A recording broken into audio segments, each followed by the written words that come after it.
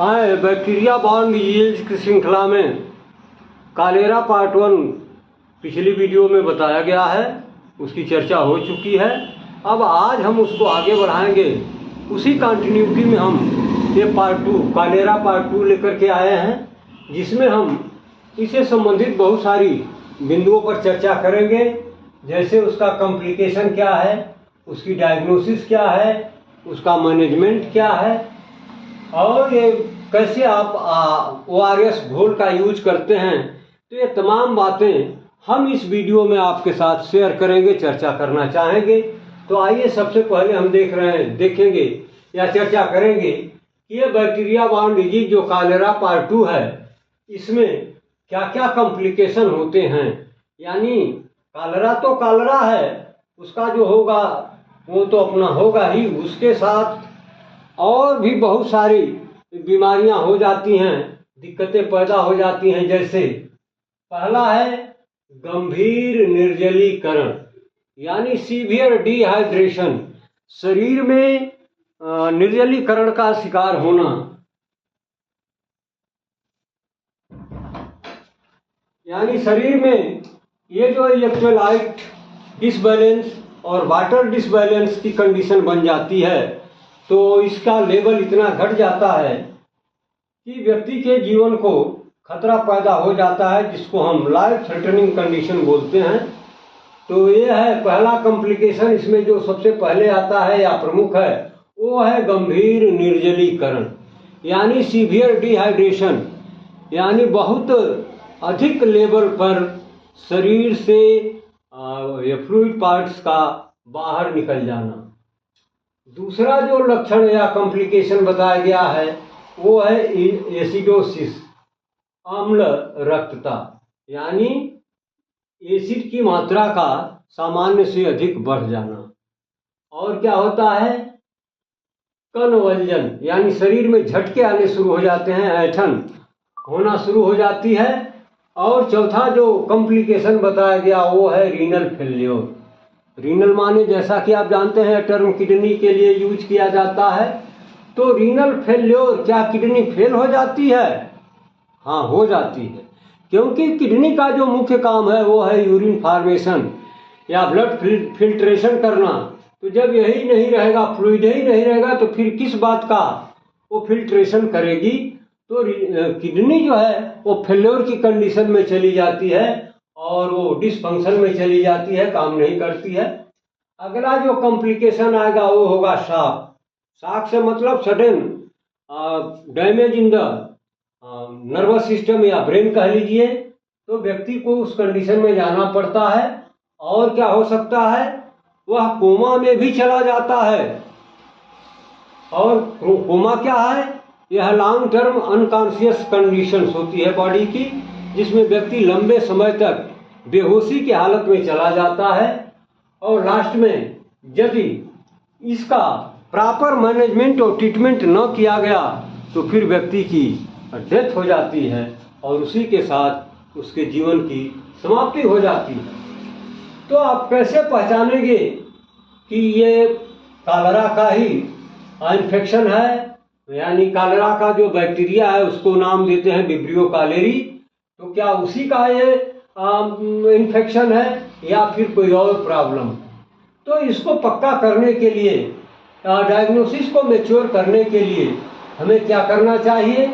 पहले तो हम क्लिनिकल लक्षणों के आधार पर इसकी डायग्नोसिस बनाएंगे। यानी क्लिनिकल लक्षणों में एक लक्षण कल आपको बताया गया था, चावल के धोवन के जैसा पानी का बाहर आना।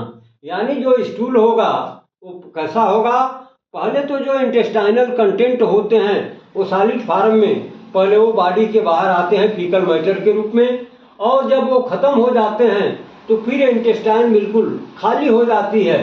और वहाँ पर फिर क्या होता है कि ये जो बैक्टीरिया है वो म्यूकोजा को स्टिमुलेट करता है, एक्साइटमेंट के कंडीशन में ले जाता है, और वहाँ पर वो एक्सक्रीशन होता है। उसके कारण यहाँ पर ये चावल के धोवन जैसे कलर वाले, बिल्कुल वाटर जैसे डायरिया की शुरुआत हो जाती है, यानी पतले दस्त आने शुरू हो जाते हैं। तो ये तो क्लिनिकल आधार पर हम कह सकते हैं, अगर इस तरह की डायरिया देखने को पेशेंट में मिल रही है तो हम मान लेते हैं कि वो विब्रियो कालेरी का वो संक्रमण है।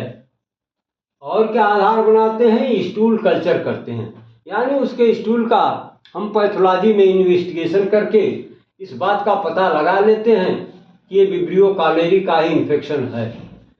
तीसरा उपाय क्या करते हैं? Rectal swab. ये स्वाब जो फाहा बनाते हो रुई का, उसको रेक्टम के अंदर लगा करके उसमें जब हम उसको बाहर निकालते हैं तो उस पर जो मटेरियल लगा होता है उसका पैथोलॉजिकल इन्वेस्टिगेशन करके ये सिद्ध कर लेते हैं या जान लेते हैं कि ये वास्तव में कालेरा का ही इन्फेक्शन है। और क्या करते हैं? खाद्य पदार्थों की जांच। उसने जिस फूड मटेरियल को इंटेक किया है उसकी सैंपलिंग करते हैं।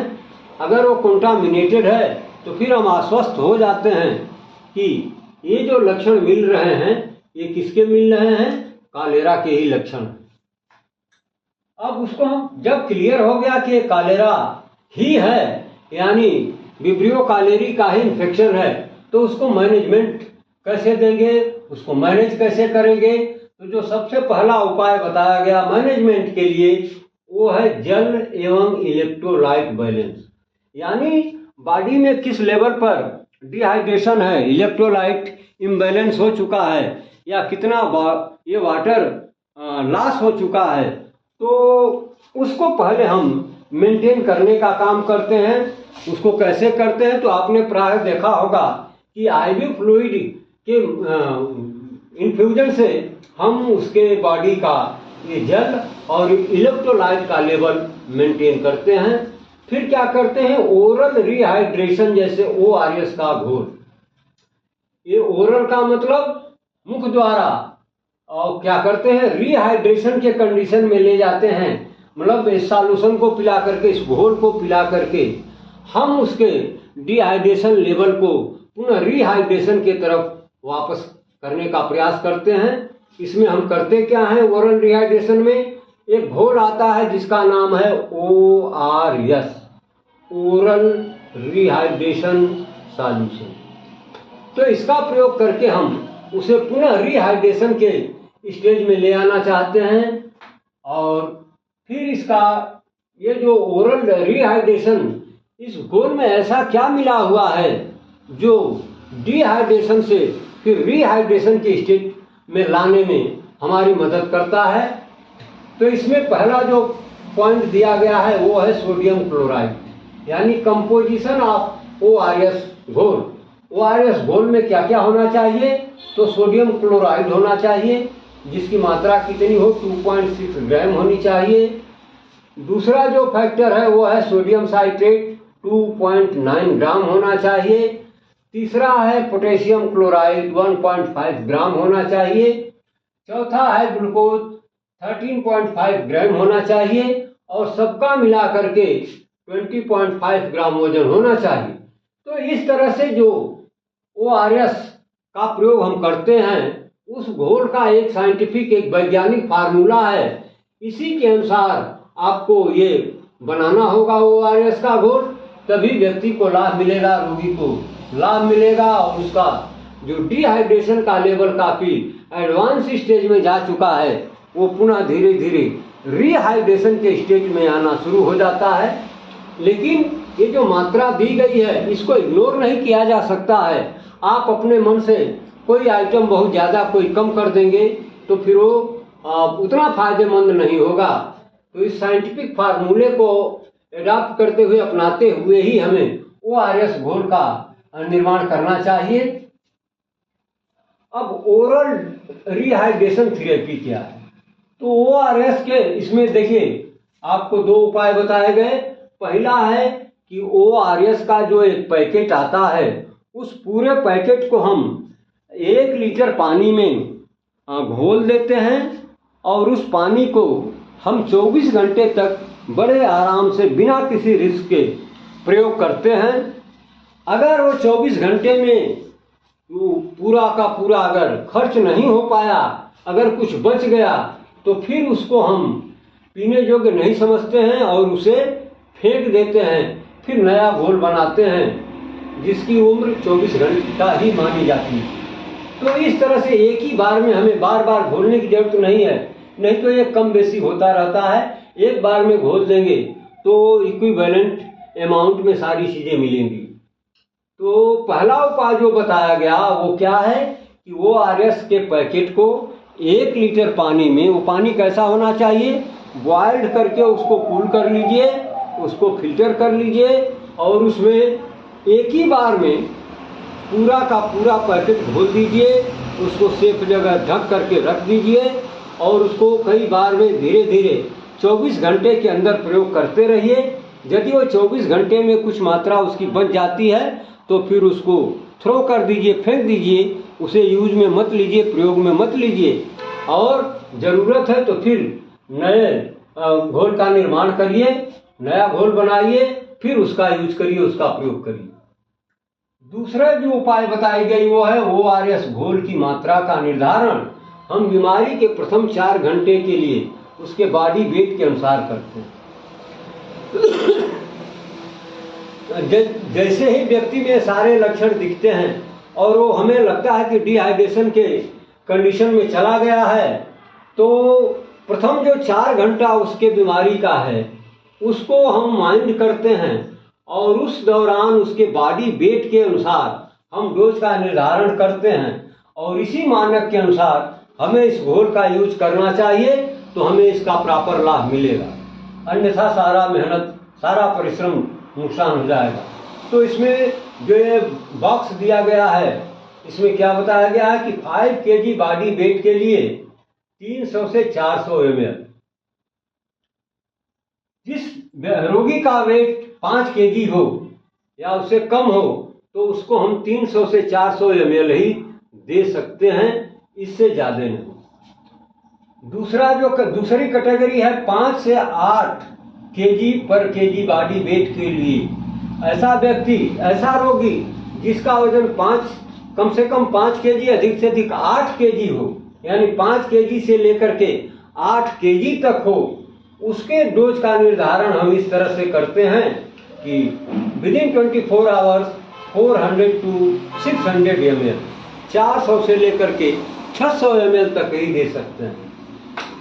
तीसरा जो बताया गया वो है 8 kg से 11 kg तक वजन वालों के लिए हम 600 से 800 ml की मात्रा का ही प्रयोग कर सकते हैं, जो रोगी के लिए लाभदायी होगा। अगली जो कैटेगरी है वो है 11 से 15 साल के बॉडी वेट वालों के लिए 800 से 1100 ml की मात्रा में देना चाहिए।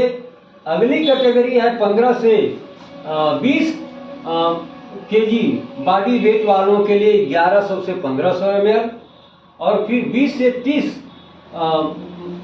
बॉडी वेट वालों के लिए 1500 से 2250 ml और 30 से अधिक बॉडी वेट वालों के लिए 2250 से लेकर के 4000 ml यानी 4 लीटर तक आप दे सकते हैं।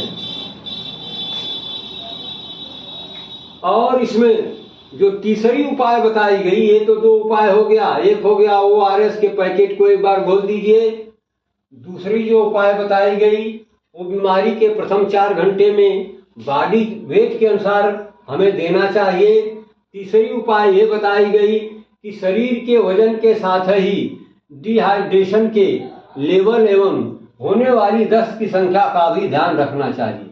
हमें ये पता करना चाहिए कि लगभग कितनी बार इसको डायरिया हो चुकी है, दस्त हो चुकी है और उसके बॉडी वेट के वजन के साथ उसके डिहाइड्रेशन के लेवल को मार्क करते हुए ही हमें इसका डोजिंग करना चाहिए या इसकी मात्रा पिलानी चाहिए। चौथी उपाय जो बताई गई वो है घोल पिलाने के लिए छोटे बच्चों में हम चम्मच का प्रयोग करें तो अच्छा है और बड़े बच्चों में कप के द्वारा पिलाने का प्रयास करें। पांचवा उपाय जो बताया गया वो है प्रत्येक पतली दस्त के बाद, यानी जब भी दस्त हो उसके तुरंत बाद क्या करना चाहिए, 2 वर्ष तक के बच्चे को 50 से 100 ml और 2 वर्ष से 12 वर्ष तक की उम्र वाले बच्चे को 100 से 200 ml एवं 12 वर्ष से अधिक उम्र वाले रोगी को वो जितना पी सकता है, पचा सकता है, उतना पिलाने का प्रयास करना चाहिए। जो छठवीं उपाय बताई गई वो है बड़ा बच्चा या वयस्क अनुमानित मात्रा से अधिक भी पी सकता है।